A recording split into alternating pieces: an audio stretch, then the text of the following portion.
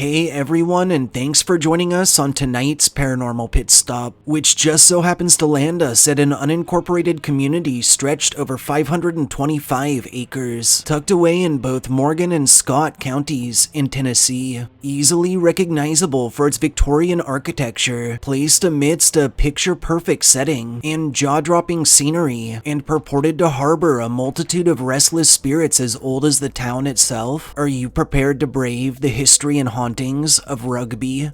Historically, the Rugby experiment was formed from the Victorian English practice of primogeniture, in which a family's firstborn was automatically entitled to the whole of their estate, leaving second sons and beyond jobless in an era of economic crisis. In 1880, the town of Rugby was founded as an experimental utopian colony by English author Thomas Hughes, who intended it be utilized as a chance to grant land to England's second sons. His new colony would reject the materialistic ideals of the late Victorian era and would instead rally under a Christian socialist mentality, which promoted communal cooperation and equality. Sadly, Rugby would be subject to a number of trials through its earliest years, including a typhoid epidemic in 1881, a slew of litigation surrounding proper land ownership and titles, and difficulties with crops due to locals lacking adequate labor experience.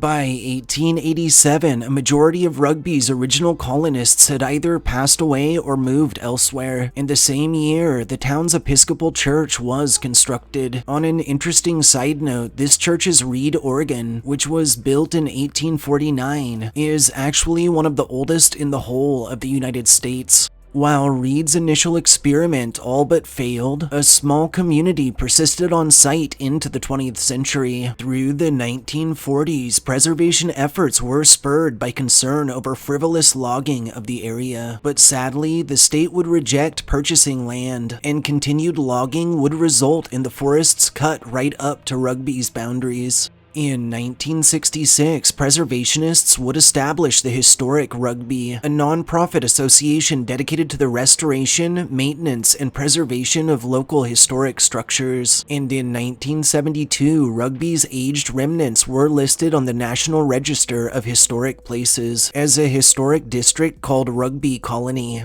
In the present, Rugby is sustained off healthy waves of tourism, boasts a populace of around 80 residents, sits right on the boundary of the Big South Fork National River and Recreation Area, and is surrounded by more than 10 miles of ridiculously breathtaking hiking trails. Alongside its claim as one of the most interesting historic sites across America, chillingly, Rugby also boasts the title of being one of its most haunted, and has seemingly always been surrounded in claims of purported paranormal activity and countless ghost stories. The Newberry house, which was constructed in 1880 and that's acted as an inn from its earliest days, weathered a particularly bad typhoid outbreak in 1881, and it's rumored played host to a murder-suicide in which a husband killed his wife after wrongly accusing her of adultery, and spirits resulting from both tragedies are thought to linger. Across the property, many have reported the disembodied sounds of children laughing, voices heard from vacant rooms, extreme cold spots, and footsteps heard from empty spaces.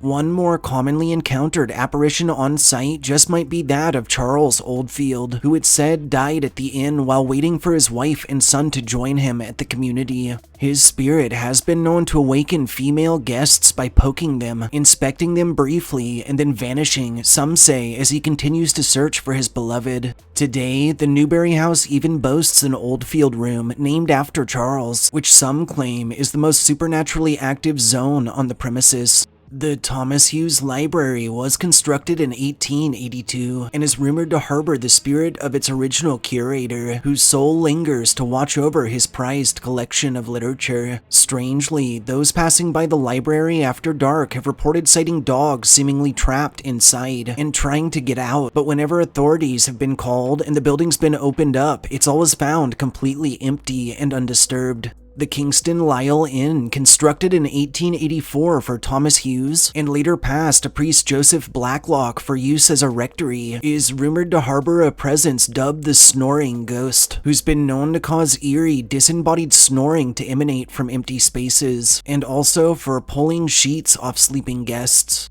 Twin Oaks was also completed in 1884 as a residence for Beriah Riddle and his wife, Mary. It's told the couple employed a wise woman, by some claims a witch, named Matilda, whose otherworldly practices on site supposedly opened some form of portal into the home. Across the property, many have reported encounters with full-bodied apparitions in clothing spanning the eras, as well as with entities not even remotely human in nature. Throughout Rugby's expanse, both residents and visitors have told of bizarre dreams that some claim are the spirits attempting communication with them, while a number of businesses have reported difficulties staying staffed due to the frequency of their haunted activity. Lastly, Rosalind was constructed in 1886 by Montgomery Boyle, who would rent it out to a Mrs. Tyson and her children Jessie and Sophia. Jessie, a free spirit, loved racing their carriage around the front of the house, down the road, and off into the nearby forests to adventure. To date, many have reported sighting or simply hearing a ghostly carriage led by a team of horses as it follows Jessie's old route before fading into the woods.